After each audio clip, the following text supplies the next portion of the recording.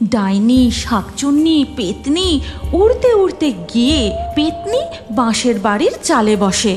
ডাইনি তাদের ঘরে ঢোকে, আর শাকচুন্নি জলপরীর সামনে জলে নেমে তার পথ আটকায়। বৃষ্টি থামার তো নামই নেই। ধীরে ধীরে বন্যার জল বেড়েই চলেছে। পুরো গ্রাম বন্যার জলে ভরে গেছে। মা, আমার খুব খিদে পেয়েছে, কিছু খেতে দাও না মা। এই বন্যার জলে ভাসমান বাঁশের বাড়িতে কিভাবে রান্না করব বলতো? এই বাঁশের বাড়িতে ওঠার সময় তাড়াহুড়োতে কিছু শুকনো চাল ডাল ছাড়া যে আর কিছুই নিতে পারেনি। এখন কি খাবি বলতো মা? পেটে খিদে, বুকে বন্যার ভয় নিয়ে ভাসমান বাঁশের বাড়িতে ভাসতে ভাসতে ধীরে ধীরে তারা এগোতে থাকে। আর মণিমালা জলপরী বাঁশের বাড়ির দড়ি টানতে থাকে। এখন কি যে করি, পেট যে আর কারো কথা শুনবে না। খাওয়া দাওয়া করে তো বেঁচে থাকতে হবে। আমারও খুব খিদে পেয়েছে, আমিও ক্ষুধার্ত, কিন্তু এই বন্যায় সব কিছুই খাবার যে নষ্ট হয়ে গেছে। যতীন মণিমালার কথা শুনে তাকে জিজ্ঞাসা করে, আচ্ছা জলপরি, তুমি কি খাও আর তোমার আসল বাসস্থান কোথায়? আমাদের প্রধান খাদ্য সামুদ্রিক ফল, পুষ্পকুসুম, কিন্তু সেই সব নদীতে পাওয়া যায় না। তাই আমরা জীবনযাপনের জন্য নদীর শামুক, গুগলি ও মাছ খেতে শিখে গেছি। আচ্ছা, তুমি তাহলে সাগরে থাকো, কিন্তু তোমার পরিবার এখন কোথায়? তুমি সাগর রাজ্যে ফিরে যাবে না? জানি না এখন তারা কোথায়। আমরা আমাদের সাগর রাজ্যে ফিরে যাচ্ছিলাম, ঠিক সেই সময় প্রচণ্ড ঝড় ওঠে, আর নদীর জলের ওপর এক বড় গাছের ডাল ভেঙে পড়ে। সেই গাছের ডালে আমি আহত হই। মণিমালা জলপরীর মুখে এই কথা শুনে তিতলি জিজ্ঞাসা করে, জলপরি মণিমালা, তারপর কি হলো? আমি আর সাঁতার কাটতে পারছিলাম না, তাই নদীর ধারে আমি আমার কন্যা ও আমার স্বামী দাঁড়িয়েছিলাম। কিন্তু প্রবল বৃষ্টির কারণে তখন নদীতে হঠাৎ জোরে বান আসে, আর তাতে নিজেকে সামলাতে না পেরে আমি পরিবারের থেকে আলাদা হয়ে যাই। ভাসতে ভাসতে আমি এক গাছের গুঁড়িতে আটকাই। সেই সময় তোমার বাবা আমাকে উদ্ধার করেন। চিন্তা করো না জলপরি, তুমি তোমার পরিবারকে ঠিক ফিরে পাবে। আমার স্বামী তোমাকে সাহায্য করবে। তখন বৃষ্টিটা একটু থামে। সেই সময় তাদের কপিলা গরু ডেকে ওঠে। যখন দুধ দেবার সময় হয় তখন ঠিক কপিলা এইভাবেই ডাক দেয়। এখন আমরা কপিলার দুধ খেয়ে খিদে কিছুটা কমাতে পারি। হ্যাঁ গিন্নি, এটা তুমি একদম ঠিক কথা বলেছ। লাবণ্য দুধের বালতিটা নিয়ে ভাসমান বাঁশের বাড়িতেই কপিলা গরুর দুধ দুইতে শুরু করে। ওদিকে বহু ক্রোশ দূরে নাম না জানা এক জঙ্গলের নদীতে। চিন্তা করিস না মা, আমি তোর মাকে ঠিক খুঁজে বের করব। তারপর আমরা আবার একসাথে বাড়ি ফিরে যাব। আমি মায়ের কাছে যাব। মা এখন কোথায়? তখন তাদের অলক্ষ্যে নদীর উপরে এক ভয়ঙ্কর বাঘ তাদের দিকে এগিয়ে আসে। আর গাছের ডালে বসে থাকা টুনি পাখি তা দেখতে পেয়ে, বাঘ, বাঘ, তোমরা সরে যাও, বাঘ তোমাদের উপর লাফিয়ে শিকার করবে। টুনির কথা শুনে হীরক কুমার লক্ষ্য করে নদীর পাড়ে একটি বাঘ। তৎক্ষণাৎ হীরক কুমার জাদুমুক্ত দিয়ে তাদের চারিদিকে এক রক্ষা বলয় সৃষ্টি করে।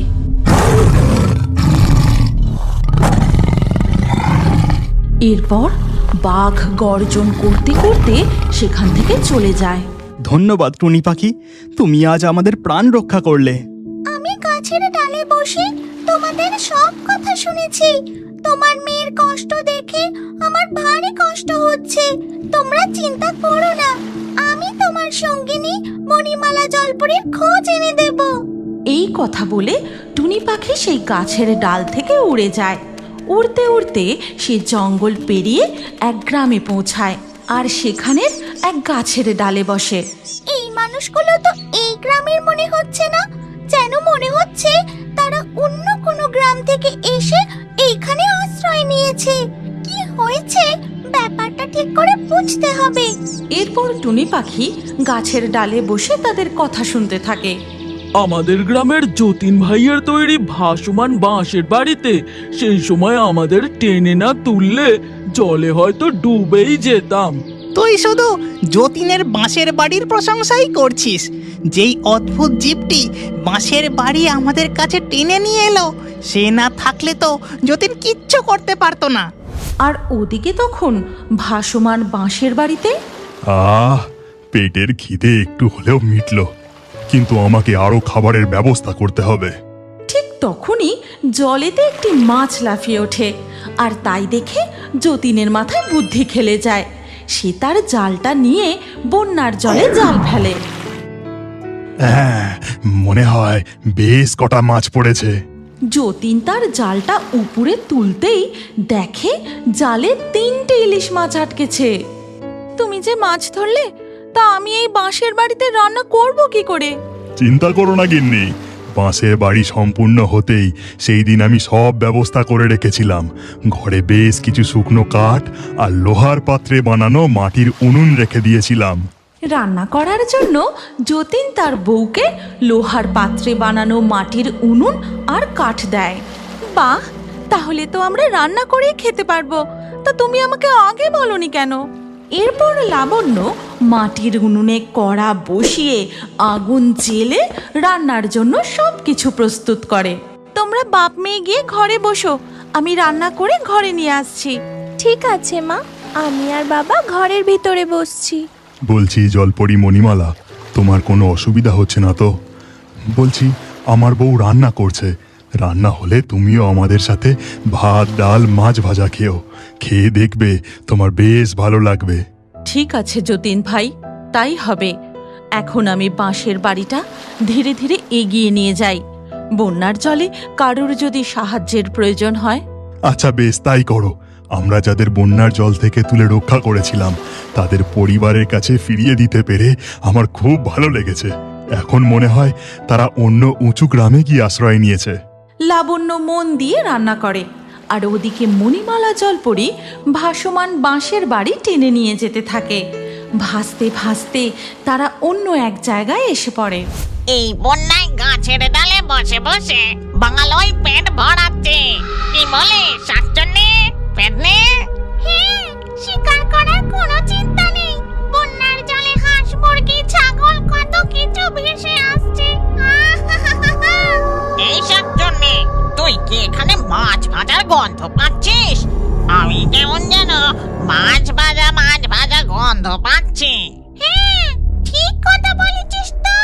আমিও মাছ ভাজার গন্ধ পাচ্ছি। কিন্তু ডাইনি, এই বন্যায় মাছ কে ভাজছে রে? উফ, গন্ধতে জিভে একেবারে জল চলে এলো। জিভে জল আসবে না? এ তো আর কোনো সাধারণ মাছ ভাজার গন্ধ নয়, এই যে ইলিশ মাছ ভাজার গন্ধ। ওদিকে ভাসমান বাঁশের বাড়িতেই লাবণ্য সমস্ত রান্না সেরে ঘরে খেতে বসে। ইলিশ মাছ ভাজা দিয়ে ভাত খেয়ে মনটা একেবারে জুড়িয়ে গেল। বলছে গিন্নি, তুমি জলপরীকে খেতে দিয়েছিলে তো? হ্যাঁ, দিয়েছিলাম গো। সে মন ভরে সব খাবার খেয়েছে। ওদিকে তখন গাছের ডাল থেকে ডাইনি বাঁশের বাড়িটা দেখতে পায়। ওই দেখ, ওই ভাসমান বাড়ি থেকে মাছ ভাজার গন্ধ আসছে। যাবি নাকি ওখানে? এই কথা বলে ডাইনি শাকচুন্নি পেতনি উড়তে উড়তে গিয়ে পেতনি বাঁশের বাড়ির চালে বসে। ডাইনি তাদের ঘরে ঢোকে, আর শাকচুন্নি জলপরীর সামনে জলে নেমে তার পথ আটকায়। তোরা কৌশল খাটিয়ে ভাসমান বাঁশের বাড়িতে বসে বন্যা থেকে বাঁচতে পেরেছিস, কিন্তু আমাদের হাত থেকে রেহাই নেই। ঘরে যে কটা মাছ ভাজা আছে তাড়াতাড়ি আমায় দে। ওরে বাবারে, ডাইনি, আমাদের কিছু করো না। আমাদের কাছে যা মাছ ভাজা আছে সব দিয়ে দিচ্ছি। ওরে ডাইনি, এদিকে দেখবি আয়। জলে যে এক আস্ত জল পড়ে। এটা মনে হয় ইলিশ মাছের থেকেও বেশি সুস্বাদু হবে। এই কথা বলে শাকচুন্নি মণিমালার হাতটা শক্ত করে চেপে ধরে। ছেড়ে দাও, ছেড়ে দাও আমাকে। আজ তোদের আমাদের হাত থেকে কেউ বাঁচাতে পারবে না। বন্যার জলে ভাসমান বাঁশের বাড়িতে যতীনের পরিবার ও মণিমালা জলপরি ভূতেদের খপ্পরে পড়ে। দূর দূরান্তে এমন কেউ নেই যে তাদের সাহায্য করে। ওদিকে তখন টুনি পাখি, ওই লোক দুটোর নিজেদের মধ্যে কথাবার্তায় আমি বুঝতে পেরেছি জলকুমারের সঙ্গিনী কোথায় থাকতে পারে। এই কথা বলে টুনি পাখি সেখান থেকে উড়ে বন্যাগ্রস্ত গ্রামটার দিকে যেতে লাগলো। টুনি পাখি কি মণিমালাকে খুঁজে পাবে? তারা বাঁশের ভেলায় ভূতেদের হাত থেকে কিভাবে রক্ষা পাবে? বন্ধুরা, এই গল্পের পরবর্তী পর্ব যদি তোমরা দেখতে চাও তাহলে কমেন্টে নেক্সট পার্ট অবশ্যই লেখো। এই গল্পের তৃতীয় পর্ব আমরা খুব তাড়াতাড়ি নিয়ে আসব। জঙ্গলের মধ্যে দিয়ে বয়ে যাওয়া এক নদীর স্রোতে ভেসে আসে এক জলপরী। সে কিভাবে যেন একেবারে ডাইনির উঠোনে এসে পড়ে। এরপর ডাইনি হাসতে হাসতে জলপরীকে কোলে তুলে নেয়। সে জলপরীকে নিয়ে পুকুরের জলে ছেড়ে দেয়। বাবারে বাবা, মাছ পাহারা দিতে দিতে আমার চোখে ঘুম জড়িয়ে আসছে। আর পারি না বাবা, উফ, যা ঘুম পেয়েছে। যাই ঘরে গিয়ে একটু ঘুমিয়ে পড়ি। তারপর ডাইনি তার পুকুর পাড় থেকে উঠে ঘরে ঘুমোতে চলে যায়। নিশুতি রাতে কেউ কোথাও নেই। আকাশে পূর্ণিমার চাঁদ আর বর্ষার মেঘের দল ভেসে বেড়াচ্ছে। এমনই গভীর রাতে ঘেঁটু চোর জাল নিয়ে লোকের পুকুরে মাছ চুরি করতে বেরোয়। আজ সকালে জঙ্গলের মধ্যে যে পুকুরটা দেখলাম, আজ ওই পুকুরেই আমি মাছ চুরি করব। পুকুরের সামনে কুটিরটিও মনে হয় পরিত্যক্ত, কেউ থাকে না। আজ আমাকে মাছ চুরি করা থেকে কেউ আটকাতেই পারবে না। এই কথা বলে ঘেঁটু চোর ডাইনির পুকুরের সামনে গিয়ে দাঁড়ায়। তারপর সে তার জালটি ছটাং করে পুকুরের জলে ফেলে। আর জাল টেনে পারে তুলতেই, ও বাবা, এ তো দেখছি মস্ত বড় বড় মাছ। এই পুকুরে এতদিন ধরে ছিল, এর কেউ খোঁজ পায়নি। বাবা বাবা বাবা, আমি তাড়াতাড়ি এখান থেকে এবার পালাই। কেউ দেখে ফেললে আবার হদিস জেনে যাবে। এই কথা বলে ঘেঁটু চোর মাছ ও জাল নিয়ে সেখান থেকে পালায়। তারপর সকাল হতে ডাইনি ঘুম ভেঙে উঠে বাইরে এসে দেখে, একে আমার পুকুর থেকে মাছ ডাঙায় এলো কি করে? ঝড় বৃষ্টি হয়েছে বলেও তো মনে হচ্ছে না যে বৃষ্টির জলে মাছ ডাঙায় উঠে আসবে। ও বাবা, এ তো বেশ কিছু পুকুরের ময়লাও রয়েছে, যেন মনে হচ্ছে জালের সাথে উঠে এসেছে। ব্যাপারটা দেখতে হচ্ছে তো। এরপর ডাইনি তার দিব্য দৃষ্টি দিয়ে পুকুরের জলের গভীর পর্যন্ত তলিয়ে দেখে। ও বাবা, এ যে আমার পুকুর পুরো ফাঁকা করে দিয়েছে। ও হো হো হো হো। তখন ডাইনি একটু এদিক ওদিক তাকাতেই দেখতে পায়, ওটা কি? ওটা তো কোনো মানুষের পায়ের ছাপ বলেই মনে হচ্ছে। কাদাতে একেবারে ছাপ বসে গেছে দেখছি। দেখি তো পায়ের ছাপটা কোন দিকে গেছে। এরপর ডাইনি সেই ছাপ লক্ষ্য করে বেশ কিছু দূর যাওয়ার পর বুঝতে পারে যে লোকটি কোন গ্রামের দিকে ঢুকেছে। তারপর নিজের রূপ বদলে গ্রামের ভিতরে গিয়ে দেখে, ও দাদা, ও বৌদি, নিয়ে যাও নিয়ে যাও। আর কটা মাত্র মাছ পড়ে আছে, টাটকা সুস্বাদু মাছ। যারা খাবে তারাই ভাগ্যশালী হবে। আচ্ছা, বটে ভাগ্যশালী হবে? ওই মাছ দেখেই আমি চিনতে পারছি যে ওটা আমারই পুকুরের মাছ। বেটা চোর, আমার পুকুরের মাছ চুরি করে বেচা হচ্ছে। দাঁড়া, তোকে আমি ছাড়বো না। এমন ভাবে তোকে শাস্তি দেব, জন্মের মতো চুরি করা ভুলে যাবি। আর যারা যারা আমার পুকুরের মাছ কিনে নিয়ে গেছে, তোর জন্য তারাও শাস্তি পাবে। ডাইনি সেদিনের মতো সেখান থেকে চলে আসে।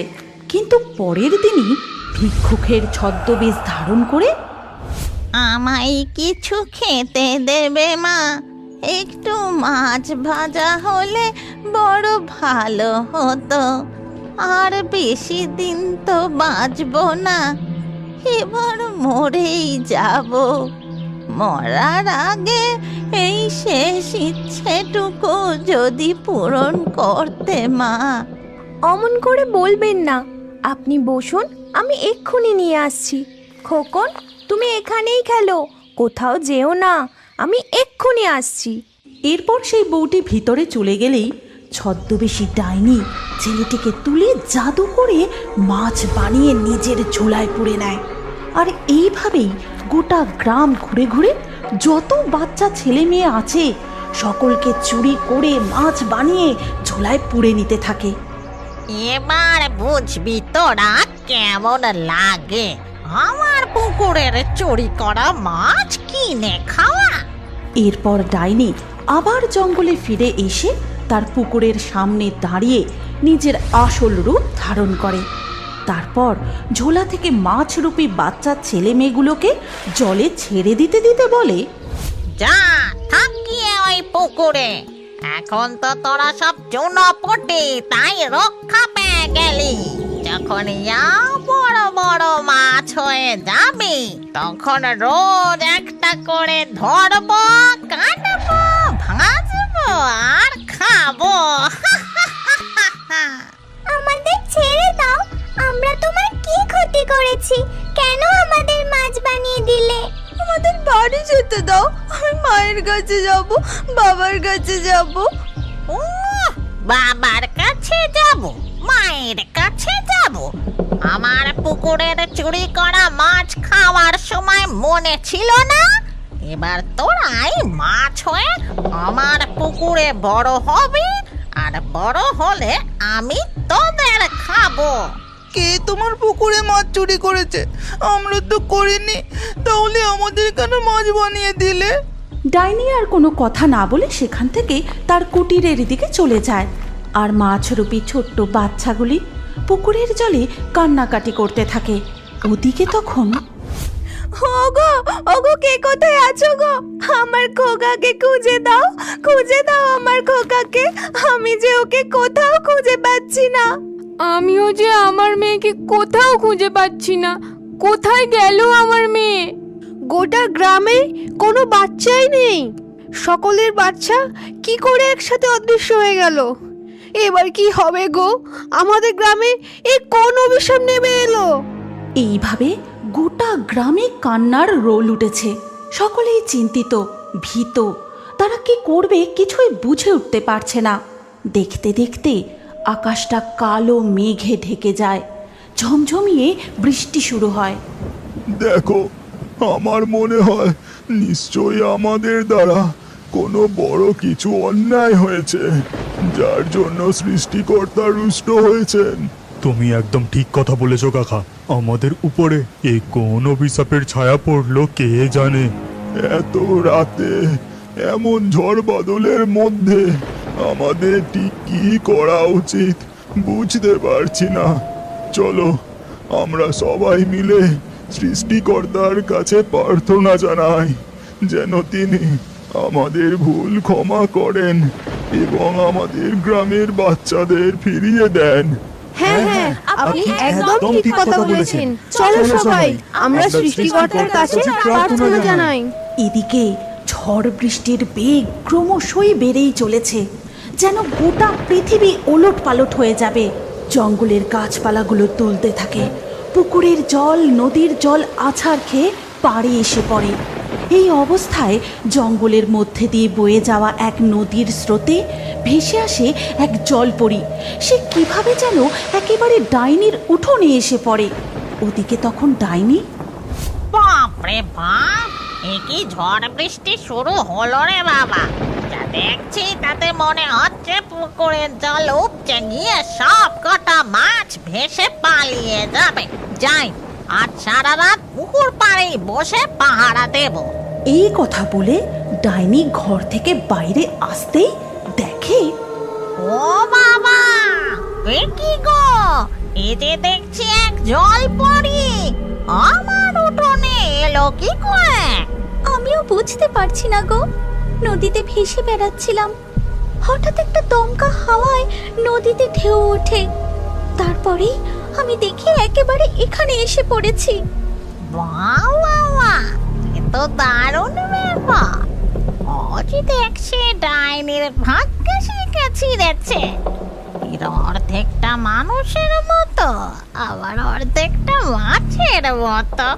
না জানি কত সুস্বাদু হবে। আমাকে ওই নদীতে একটু ছেড়ে দেবে গো? আমি যে এতটা স্থলপথ পেরিয়ে একা নদী পর্যন্ত পৌঁছতে পারবো না। তোমাকে নদীতে যেতেও হবে না। আজ থেকে তুমিও আমার এই পুকুরেই থাকবে। আমার যখন ইচ্ছে করবে আমি তখন তোমাকে কেটে খাবো। তার মানে তুমি আমাকে বন্দি করে রাখতে চাও, আমাকে খেতে চাও? তুমি খুব খারাপ, তুমি একটা ডাইনি। হ্যাঁ তো, আমি একটা ডাইনি। এরপর ডাইনি হাসতে হাসতে জলপরীকে কোলে তুলে নেয়। ছাড়ো, ছেড়ে দাও আমায়। দুষ্টু ডাইনি, এ তুমি ভালো করছো না। এর শাস্তি তোমাকে পেতেই হবে। ছেড়ে দাও বলছি। কিন্তু ডাইনি কোনো কথা বলে না। সে জলপরীকে নিয়ে পুকুরের জলে ছেড়ে দেয়। জলপরীকে পুকুরের জলে দেখে মাছরূপী ছোট্ট বাচ্চাগুলি যেন কিছুটা ভরসা পায়। ভয় পেও না জলপরি, তোমার মতন আমাদেরকেও ওই ডাইনি এই পুকুরে বন্দি করে রেখেছে। কি তোমরা মানুষের মতো কথা বলছো কি করে? আমরা তো মানুষ, ডাইনি জাদু করে আমাদের মাছ বানিয়ে এই পুকুরে রেখে দিয়েছে, বলেছে আমরা বড় হলে আমাদের কেটে খাবে। ওই ডাইনি তোমাদের সাথে এমন কেন করলো? আর তোমরা এখানে এলেই বা কি করে? ওই ডাইনি আমাদের সাথে কেন এমন করলো সেটা তো আমরাও জানি না জলপরি। তবে একদিন ভর দুপুরবেলায় তখন আমি উঠানে খেলা করছিলাম। এরপর সেই ছোট মাছগুলি জলপরীকে সমস্ত ঘটনা খুলে বলে। আর সব কিছু শুনে জলপরী বলে, তোমরা চিন্তা করো না, আমি তোমাদের রক্ষা করব আর ওই ডাইনিকে উচিত শাস্তি দেব। তার জন্য তোমাদের সঙ্গে মিলে আমাকে একটা পরিকল্পনা করতে হবে। তুমি কি এখনো বড় হয়ে কার্টুন দেখতে ভালোবাসো? তাহলে তোমার নাম ও বয়স কমেন্টে জানাও। আর আগের ভিডিও থেকে লাকি ড্রয়ে নির্বাচিত নামগুলি হলো শম্পা, অনিকা, সাহেব, বিমল, নবিহা, জিহা, রিমন, তানিয়া, মায়া, ঈশাসিন, রুনা, সাজিদ, ঈশিতা, রাহা।